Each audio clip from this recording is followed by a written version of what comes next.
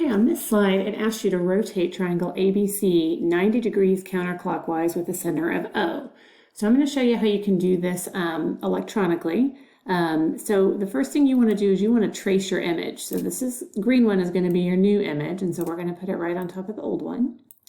And then if you, I want you to open up your Web Paint extension, which will pull up this toolbar right here, because then that will help us draw some of this.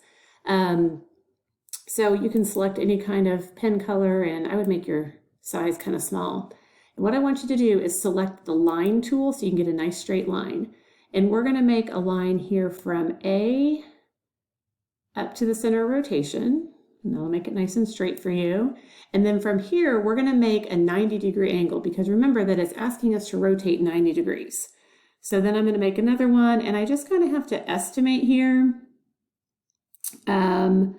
You know, what I think 90 degrees looks like and about how long it needs to be. It needs to be about the same size as the first line that we did.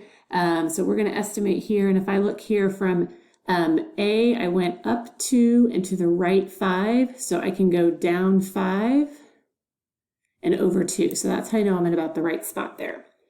Okay, then I'm going to come back here.